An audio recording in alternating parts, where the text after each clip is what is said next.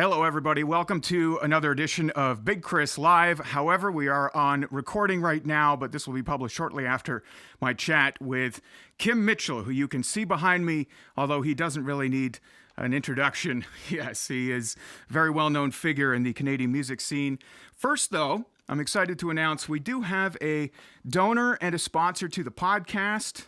And the donor and sponsor had a bit of a creepy request. Thebakery.ca asked for my wife to do a quick voiceover for them. Here it is. This episode of Big Kris Live brought to you by Baker.ca. Baker.ca, come on in. Baker.ca, come on in. I don't know what your intention there was, Baker. I hope that you're not going to be listening back to my wife's voice at a later time. That's all I can say. My friend Baker, all jokes aside, has stepped up and offered to be the very first donor and sponsor of Big Kris Live. A friend of mine for some time. I still have no idea what he does for a living, but he plays drums. We've jammed on the bagpipes and drums together.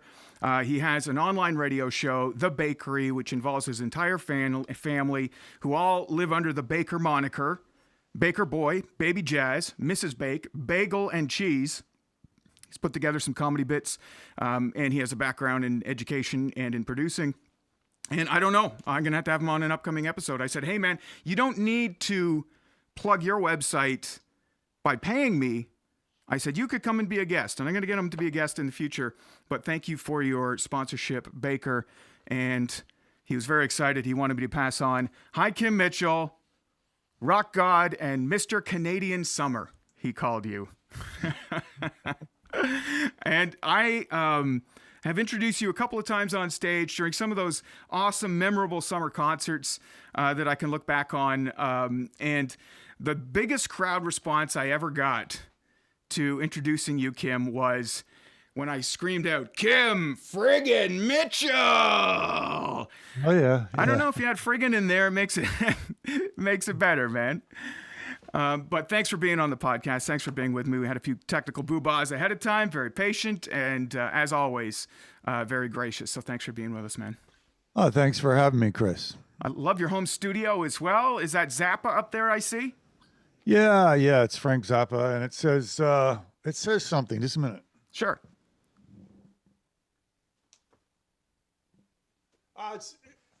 It's something about making music. You do it.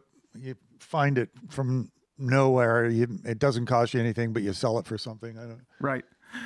I love it. I can't really see it because it's dark. And then over on this side is I was in a band called Max Webster. Of course.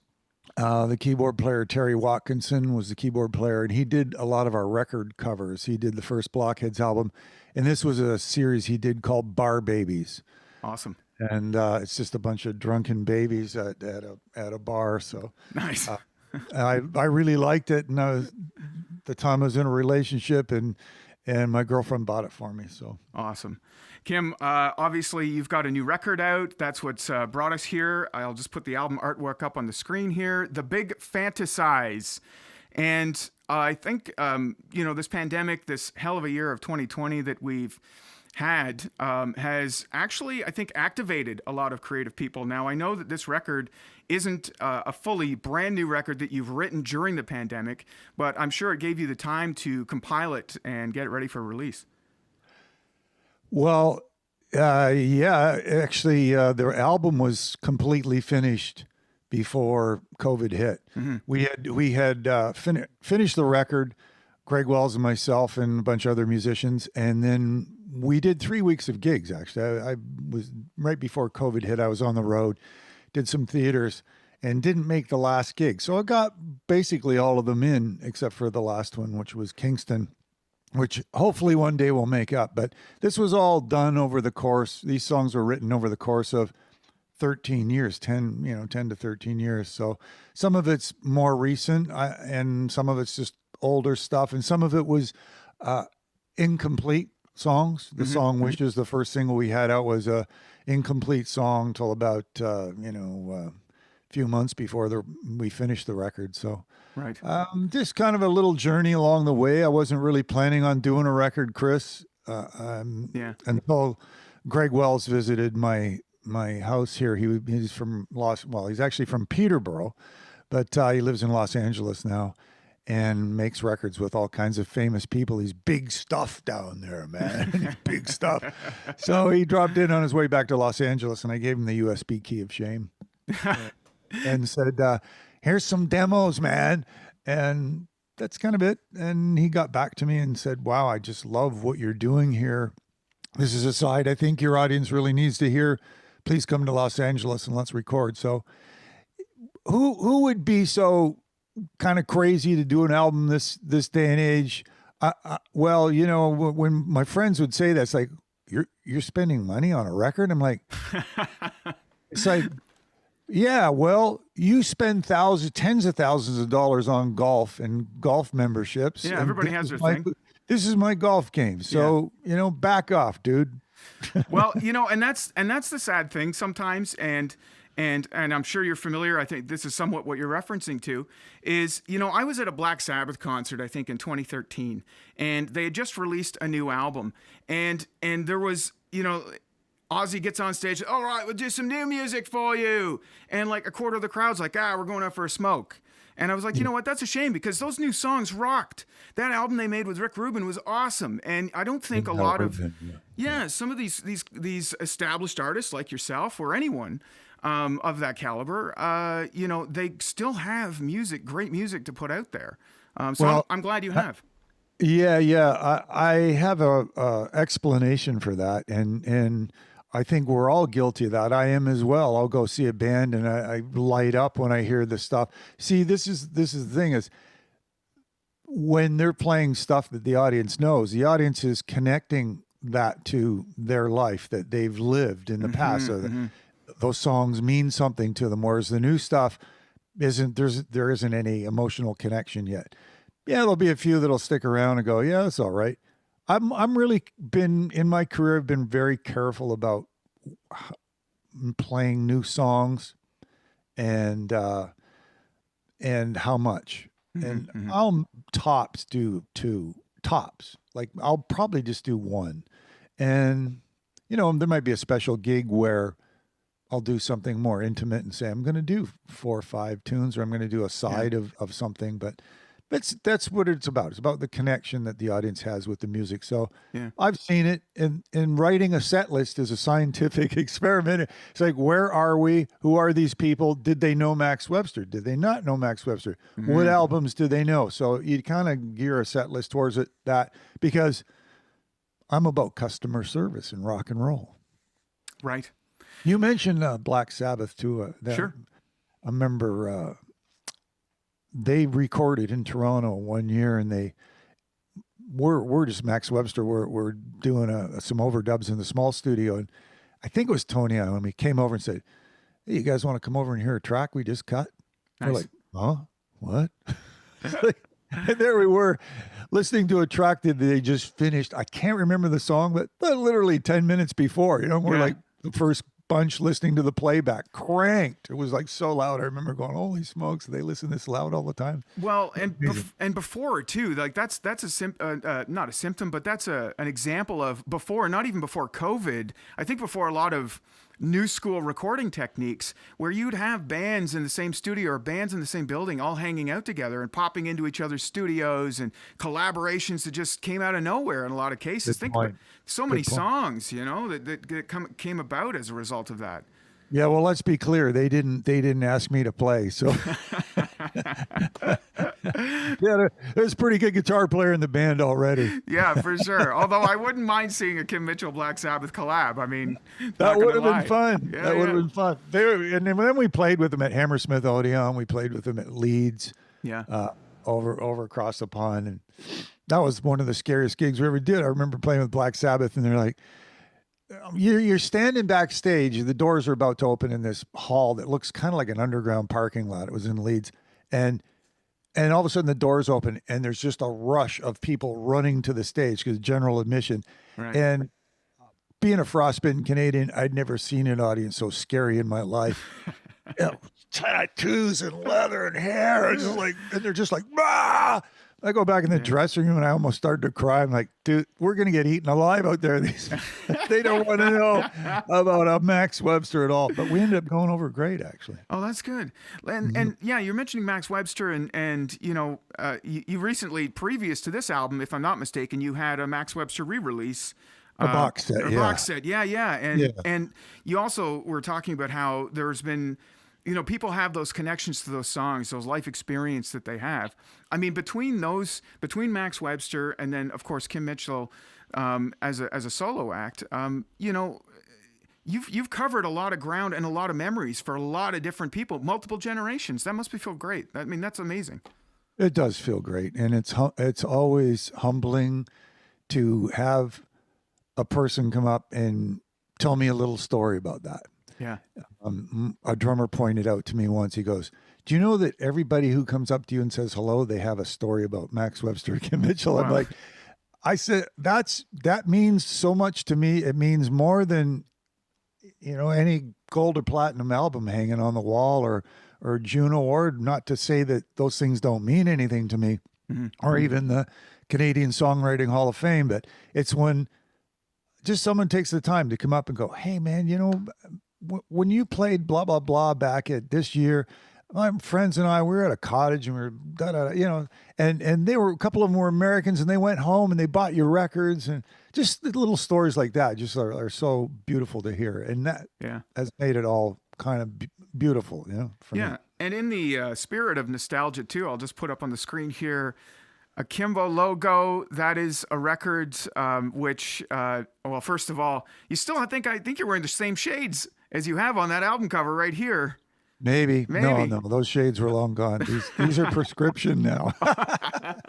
Well, some things change and some things stay the same. Yeah, I can't see the cover. There were two different versions. So it's the one with the guitar and leather jacket. And it's just you with the hat. You're holding the hat up like a... Okay, is there a cigarette? I don't see a cigarette. Okay. I don't know. I'm sorry, man. I need to work on my technology here so you can see that. That's my next step. I need another cable.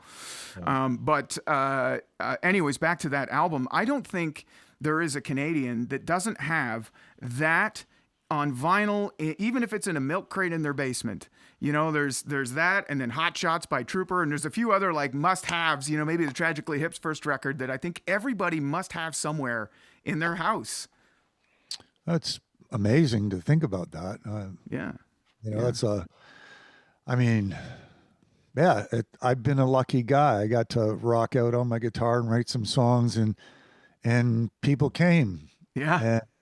And, so it's amazing. I was just cleaning out some, you were talking about nostalgic stuff. I was cleaning out some boxes just this morning, and I open up and I'm like, what's this? What are these unopened boxes? What are they? Open up and they were Max Webster cassettes. Wow. They're coming back. Hang on to those. The cassettes are coming back, I heard. Yeah, I heard. No. There's no way, man. There's no way, Chris. As a matter of fact, I pulled out one of each. I thought, okay, well, I'm going to keep one of each. Yeah. And then I threw them in the garbage. And the garbage truck just came about an hour ago and took them all. So. Oh, that's a shame because, sometimes you read about something that's a trend and you ask yourself, is that really a trend? I think maybe cassettes are one of those things. It's funny. It's because I put them out on the table. Then I looked over at my new album, The Big Fantasize, which was a double vinyl record too. And I'm like, wait a second. That's even a further step back, like the vinyl. Yeah. Oh, cassette, you're thinking like, oh, these cassettes are old. But then you look at a brand new record, which is on vinyl. It's like, well, your head just kind of goes for a second. And, as I've said already, I love launching praise on you, Kim, because, I'd say maybe even a dozen times over my career as a broadcaster, either you've been on it for an interview or you've been, on stage and I've had to do the stage intro, and you've always been so gracious to all the people backstage and to your fans especially.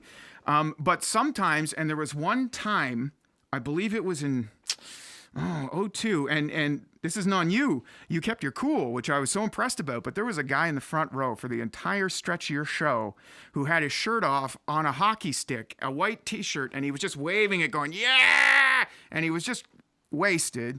And I was just looking at this guy. I'm like, I can't believe Kim is cool as a cucumber up there. How often have you been actually derailed, if ever?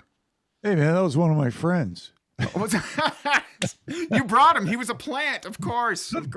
They're my people, man. Come on. Have I been derailed? That's a good question. I've never been asked that question. Wow. I've been derailed, not from an audience member, but things that are going on side stage. I see. Yeah. When we opened up for Van Halen and looking over at the side of the stage, and there was Eddie and Sammy Hagar standing there watching us play, that derailed me. Wow. Yeah, I bet. Same thing with Phil Collins and Chester Thompson. I looked over and they're watching us play, and so I've been derailed with that kind of stuff. Sort of backstage goings on, a little bit of that stuff has derailed me. But audience members usually, I've seen many fights at our shows at the front because people are kind of pushing and stuff, and it, believe it or not, man, it happens more in Canada. It does, yeah, because we play in the States and people are like, bang, bang. Oh man, it's cool, it's all right, smash. And here it's like bang, bang. It's like, whoa, next thing, there's a fight breaking out. I don't know what that says about us as Canadians, but it's just an observation, and Right. it's just the way it panned out.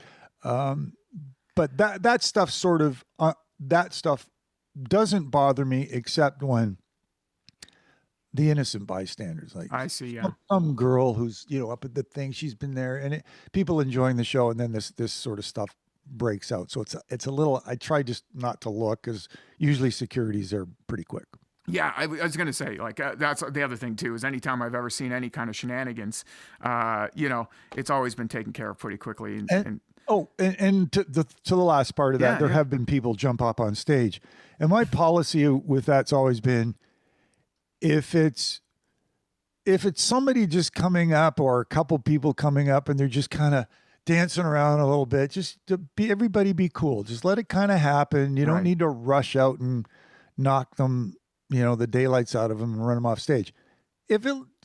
I have people that are really good at reading that. My road manager is just amazing at that. So is my guitar tech, and they look and they can tell if I'm getting uptight, and if everything's, I don't mind people coming up and doing that, I'm not inviting them to do it, but if it happens, it's like, it just happens. But if it looks a little bit like the guy's just kind of wasted or something, it's like, just come out and, very gently walk him off. Usher him off. Yeah. You hear stories like guys like Ted Nugent are like take a microphone and like kick it and knock the guy's teeth out. It's like, what? I don't want to do that. Yeah, I mean, I can think of 1,000. Courtney Love too. I think she threw a mic stand into the audience and hit a journalist she didn't like one time. Yeah, there's plenty of incidents like that, and you're not one of those people, but well, some journalists aren't my fave, but along the way. But generally, they've been really good. Right. I remember other people's reviews. I remember with Rush, opening up with Rush, and somebody out west. I think it was in maybe Victoria, and the first line was, "Geddy Lee sounds like a cat being chased out the door with a blowtorch up its ass." and I just thought, man, that says so much more about you than it does about the artist. Yeah. Let's check in with you in 20 years and find out, see what's going where on. both of you are at. Right? Yeah. It's sometimes I find the side stage stuff. Sometimes it's people who are barely invited side stage or backstage. It's the drummer's ex-girlfriend who's trying to get past security or something wild like that. We once again, some of that stuff is unavoidable. Sometimes it's the promoter's friends, it's whoever, and they're kind of standing side stage. I've always found that stuff distracting to an audience more than I do the band. I'm up there losing myself in the music, and then when you look at side stage, you see people standing there drinking and having a good time, like, wow, isn't this cool? But when the audience can see it, I don't think that's really cool. I hope I'm not coming off too. No, Kim, no. It's just, I think take a load off. People are paying money and they want to see this thing, and they don't want to see stragglers on the side of the stage and stuff like that. Well, you're a pro for sure, Kim. You mentioned too, one of the sometimes. Well, you mentioned my moments.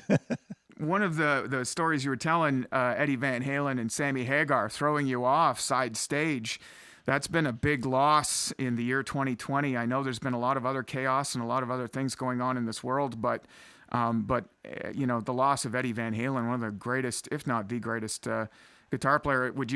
How would you react? How did you react to his loss? Well, that was a big one, because in my lifetime, there's been two people who have reinvented the guitar. And the first one was Jimi Hendrix in the 60s. And then Eddie Van Halen came along and didn't totally reinvent it, but he really did do something different, in my opinion, for rock guitar. Yeah. And he was an innovator, and he was a great songwriter. And meeting him, he was just such a beautiful cat. I know he fought his demons for a while and turned into a bit of a difficult person, allegedly.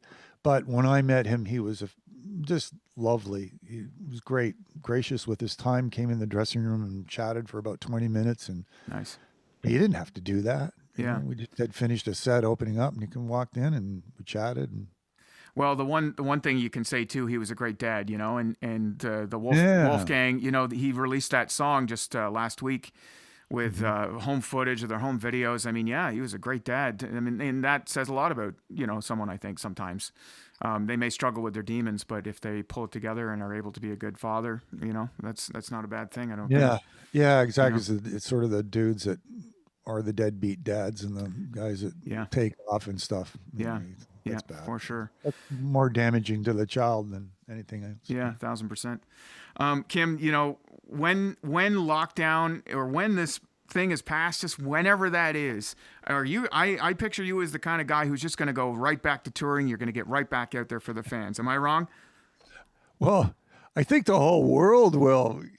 I talk to friends, it's like, I think the economy, everything's just going to go like I got a horse race when they open the gate. This is me. Here we go. Yeah. Here we go.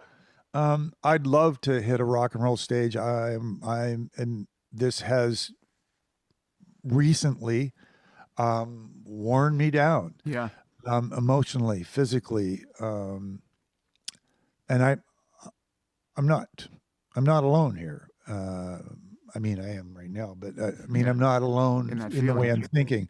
I think a lot of people are exactly the same. You have one moment where you're adapted well, you've been handed lemons, so you're making lemon pie. And then the next moment you're step away from the ledge. I repeat, step away from the ledge. Yeah. Yeah. So we'll see. Trying to keep it together. Play a bit of guitar every day, come down here and rock it out. I have my live gear here, so I'm pissing the neighbors off on a regular basis. Like, oh no, here he goes again. I just want to put the kids to bed. And I'm like, yeah. I need some therapy right now. That's right. Yeah, it's like, that felt great. Sorry, kiddo, you're falling asleep tonight to a half hour of minor chords. That's right. So I don't want to make the assumption, Kim, but I think that a lot of artists have this sort of tendency to use their music, and it's probably why they got so proficient or so skilled at it in the first place. But they have a tendency to use it as a form of therapy. Are you one of those people? Oh, it's, I make a joke that, I probably would have been in a lot more serious trouble had I not been a guitar player, and had music too. It's the Zen place for me. I know that for a fact. Get on stage, and when that connection starts to happen with the guys in the band, we just kind of get lost, and that energy transmits out into an audience, and you look out and you see that connection, that beautiful thing. There's all these vibrations going on, and I don't mean to sound cosmic and deep, but they're vibes, and you come off stage and it's a beautiful feeling, man. I'm so lucky to experience that, and it is a therapy for me. Even just coming downstairs and getting lost and playing by myself here and chilling out a little bit. Yeah, I find the interaction with the audience is therapy for a lot of people too, and I'm familiar with that more so from the stand-up comedy realm of things, in that you love talking to people, you love getting on stage and interacting and seeing the reaction, right, live in person, and I think that there's something to be said for both of those genres, whether it's music or comedians, always tending to drift towards the live stage, wanting the live stage. Yeah, and I'm a music fan too. I like going to shows myself, and I like when a band is taking me out of my reality and I'm just there enjoying their tunes and digging their tunes. So that's kind of my job on stage. It's interesting to feel it on both sides. It's like, well, what is it you do exactly, Kim? Well, I get up on stage for a couple hours a night and I try to take people to Rockland Wonderland. Oh, good reference. It's that simple, right? Great reference. Now, Big Fantasize, the new record. I'll put it up there on the screen again for everybody to. That's the old one. There's the new one right there, the Big Fantasize. I love the paisley, by the way. Big fan of that pattern on that artwork. You had a live streaming album premiere via your Facebook page, and I checked it out, and it seemed like the reactions or the fan base was there for it, like 1,000%. Is that like, how has the reaction been to it? Way beyond what I had hoped for, even. This is a little bit different record. It's not the shouty "I'm a wild party, go for soda" thing. It's a little more vibey rug, some incense going, and the lights are turned down low. It's a little more like that. But there's guitar playing on it. It's got a lot of emotion in it. So I think people are picking up on that energy, that emotion.